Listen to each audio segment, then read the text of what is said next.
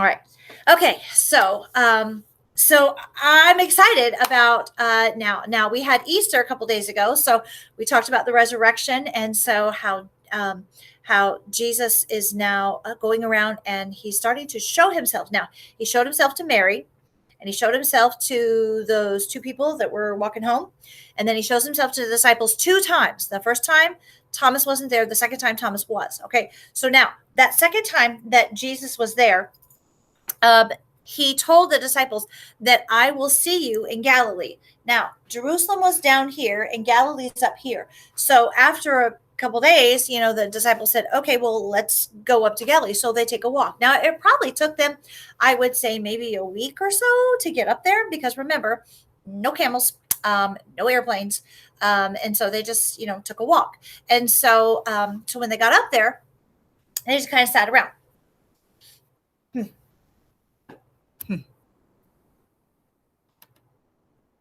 Waiting. Ooh, you're looking at my nose. Don't do that. Okay. So they sat around waiting for a couple of days and nothing was happening. And so while they were sitting around one day, all of a sudden Peter says, I'm going fishing. Now, that doesn't sound like a big deal. I'm going fishing. She sounds like, hey, let's go do something. But that's not quite what he meant when he said, I'm going fishing. When he said, I'm going fishing, that meant I'm going to go back to work. I don't know what else to do. That's what he was doing. See, before he was a disciple, Peter was a fisherman. There was a couple of them that were fishermen. And so for the past almost 3.5 years, they've pretty much been doing whatever Jesus does. And they've been following him around and learning from him. So they really haven't been doing their job. They've just been helping Jesus. So now Jesus isn't there. They know that he's risen. What do we do now? They didn't know. So let's see, kind of twiddle my thumbs. So they were sitting around twiddling their thumbs. And then he just says, I'm going fishing. Now that meant that he's going to go back to work. He's not going to continue doing it. He didn't know what else to do. So he said, well, I'm going to go back to work and make some money. So that's what they do. They immediately go out and they start going fishing. Now, when they go fishing, I'm getting it. Okay. When they go fishing, they just simply, now again, this is how they're fishing. Okay. So they are simply just dropping those nets and they pull them back in and they didn't have any fish. So they move their boat and they dropped the nets and pulled them back in and they didn't have any fish. Now, remember, according to my picture here, it looks like it's a little, imagine it's dark, okay? Because remember, fishermen, if your job is fishing, okay, if your job is a fisherman, you do not go out during the day. Did I say that too fast? You do not go out during the day, because when the sun is out, when the sun is up here, the fish that are swimming down here, they sink lower.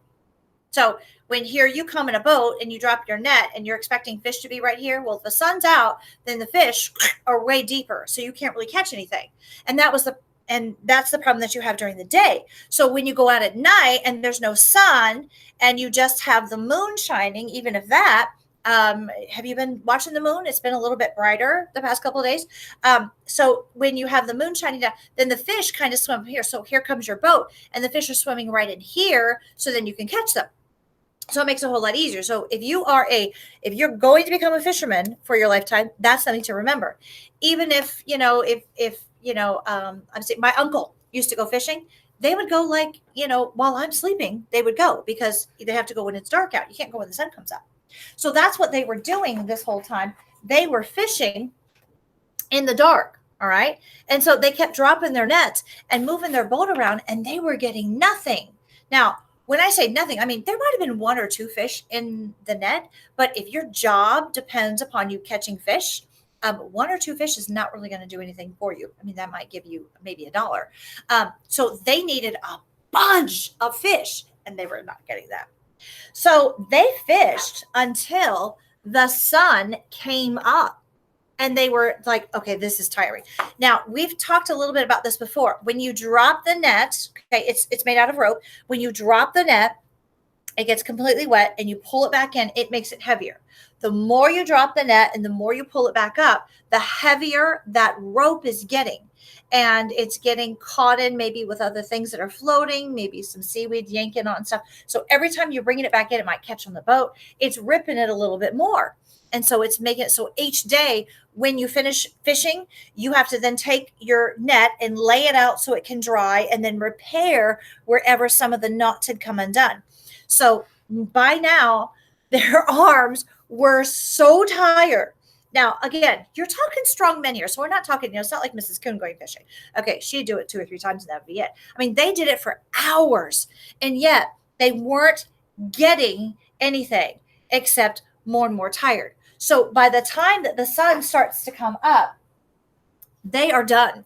Okay, this is just not working. Let's go ahead. Let's bring the nets in. Let's head to shore. Let's go take a nap and do what they're supposed to. Have our breakfast, take a nap, because that's normally what they do. Their job is done. Okay, because if you're working all night long, in the very darkness and then into the early morning time, your job is done. There's nothing else for you to do.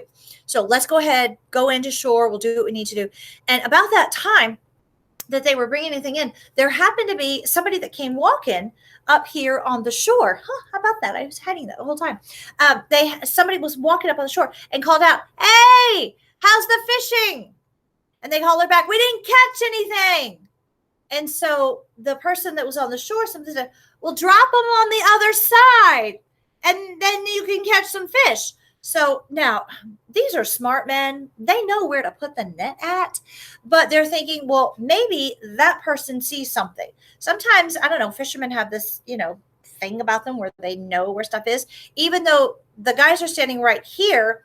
Well, in the boat, when they're floating right here in the boat, maybe that person on shore is seeing something that they don't see. And so they say, all right, let's try it one more time, guys. Maybe he can see something that we can't. Okay. So they drop their net and they let it sink down and they wait the time that they need. And then they begin pulling it up. And it is just no use. It is just, they are so tired. They just can't pull one more thing up. And so they're dragging it in. No, they're probably not whining. They're big, strong men. They're not whining, but Miss Coon would be whining. But they're feeling it in their arms. Their muscles are tired. And so then they pull it up and pull it up and pull it up. And oh my goodness, it was full of fish. That's why they were having such a hard time. It was full of fish.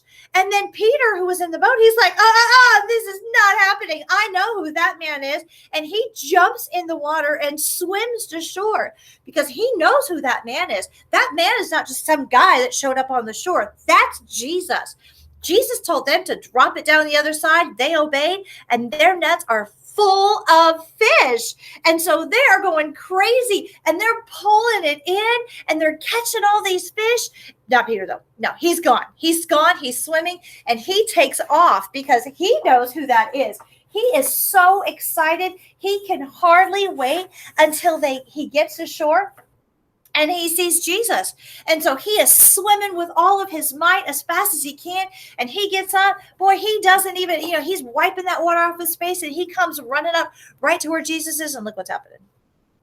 Breakfast! Breakfast was already there, waiting on them. Jesus had the fire going. Where did he get those fish? So cool. He already had breakfast cooking for the men so that when they got up, as tired as they were, they still had a lot to do. Now that they have a boat full of fish, they got to take care of all those fish. So when they were going to be done with taking care of all of that, breakfast is going to be ready. But Peter,